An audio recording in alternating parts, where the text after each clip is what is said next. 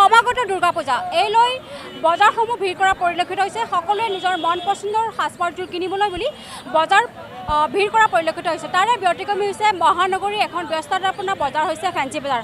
সকলোৱে ফেঞ্চি বজাৰত আহি ভিৰ কৰা পৰিলক্ষিত হৈছে। মোৰ লগত মোৰ সহযোগী কেমেৰা পাৰ্চন চিন্ময় আছে। মই চিন্ময়ক দেখাবলৈ অনুৰোধ জনাম ইয়াৰে দৃশ্য, যিহেতু গ্ৰাহকসকলে আহি এইদৰে ভিৰ কৰিছে, যিহেতু সকলোৱে নিজৰ মন পচন্দৰ কাপোৰযোৰ কিনিবলৈ আহিছে। যিহেতু দুৰ্গা পূজা বুলি ক'লে সকলোৱে মনত এটা উৎসাহ উদ্দীপনা, সকলোৱে নিজৰ মন পচন্দৰ কাপোৰযোৰ কিনিবলৈ আহে, নিজৰ অলংকাৰকে ধৰি সকলো ক্ৰয় কৰিবলৈ আহে। যিহেতু এখন মহানগৰী এখন ফেঞ্চি বজাৰ, য'ত সকলো সামগ্ৰীয়ে পোৱা যায় আৰু এইলৈ সকলো গ্ৰাহক আহে, ইয়াতে ভিৰ কৰা পৰিলক্ষিত হয়। আৰু যিহেতুকৈ ইয়াতে বহু গ্ৰাহক আছে, আমি গ্ৰাহকসকলৰ আমি মন্তব্য ল'ম, তেওঁলোকে কেনেকুৱা ধৰণৰ কাপোৰ কিনিছে বা কি কিনিছে, পূজালৈ কেনেকুৱা প্ৰস্তুতি তেওঁলোকৰ, আৰু ইয়াতে যিহেতু বিক্ৰেতা আছে, দোকানী আছে, ব্যৱসায়ী, আমি তেওঁলোকৰো মন্তব্য ল'ম। তেওঁলোকৰ এইবাৰ দুৰ্গা পূজাৰ ব্যৱসায় কেনেকুৱা, বিক্ৰী কেনেকুৱা। বজাৰ কৰা নাই, কৰিব আহিছোঁহে। কাপোৰ হয়, প্ৰথম ভিৰ অকণমান ৰখিছোঁ। বজাৰ কৰা নাই বৰ্তমান, আহিছোঁহে। বহুত ভিৰ হৈছে। নাই, অকল চুজা কুৰ্তা নিব আহিছে। হয়, বজাৰ কৰিছোঁ। মোৰ হাজবেণ্ডৰ কিনিম বুলি ভাবিছোঁ, ল'ৰা ছোৱালীৰ কিনিম বুলি ভাবিছোঁ, মোৰ মা আছে, কিনিলোঁ। হয়, আমি আজি আহিছোঁ, ইমান মানে গম পোৱা নাযায় আৰু আগত কেনেকুৱা আছিল, আজি কেনেকুৱা আছে গম পোৱা যায়। আজি প্ৰথম আহিছোঁ। হয়, বিক্ৰী আজি ভালে আছে, আজি ধুনীয়া বজাৰ হৈছে, ভাল বজাৰ হৈছে। বহুত দিনৰ মূৰত এনেকুৱা বজাৰ দেখিছোঁ আজি। সদায় এনেকুৱাই লাগে, এনেকুৱা হ'লে ভাল লাগে।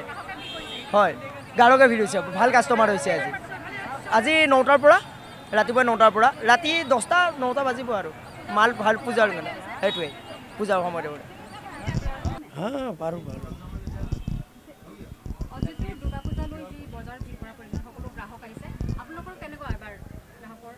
এইবাৰ বেছি হোৱা নাই।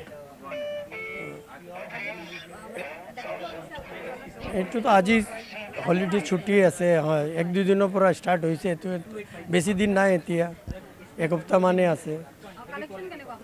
কালেকশ্যনটা শাড়ী বেছি ৰাখোঁ, কুৰ্তি চুড়িদাৰো আছে। নাই, আমাৰ পুৰণা দোকান চব ফিক্স প্ৰাইচৰে দোকান, ফিক্সতে কাপোৰ বিক্ৰী হয় বেছি।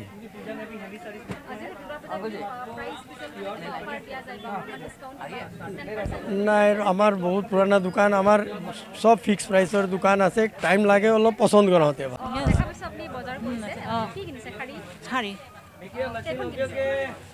ফৰ দ্য টাইম বিং 2টা কিনিছোঁ। না, জুৱেলাৰী মই নিপিন্ধোঁ, মই গল্ডেনৰ পিন্ধি থাকোঁ। বাছ মিষ্টাৰ কাৰণে অলপ চলপ কিনা হ'ব। আজি প্ৰথম আহিছোঁ। নমস্কাৰ, মই অজয় ফুকন, আৰু এইখিনিতে সমূহ এনি ভাৰত চেনেলটোৰ যিসকল কৰ্মকৰ্তা আছে সকলোৰে মোৰ ফালৰ পৰা শুভেচ্ছা জ্ঞাপন কৰিছোঁ। অসমৰ আচলতে সংবাদ জগতত নতুনকৈ আচলতে এটি আত্মপ্ৰকাশ ঘটিছে আমাৰ নিউজ চেনেল এনি ভাৰত, আৰু এনি ভাৰতৰ এটা খুব ধুনীয়া এটা অনুষ্ঠান হ'বলৈ গৈ আছে।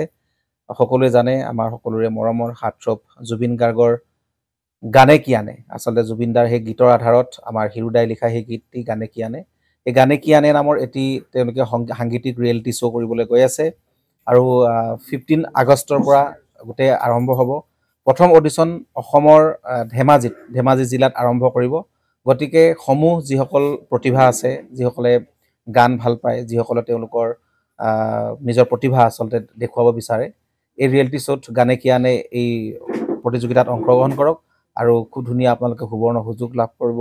লগতে ইয়াতে পুৰস্কাৰ আছেই, বিভিন্ন ধৰণৰ উপহাৰো আপোনালোকে লাভ কৰিব, আৰু লগতে এগৰাকী প্ৰতিষ্ঠিত আচলতে এগৰাকী শিল্পী হিচাপে অসমৰ সাংস্কৃতিক জগত আপোনালোক প্ৰতিষ্ঠা লাভ কৰিব।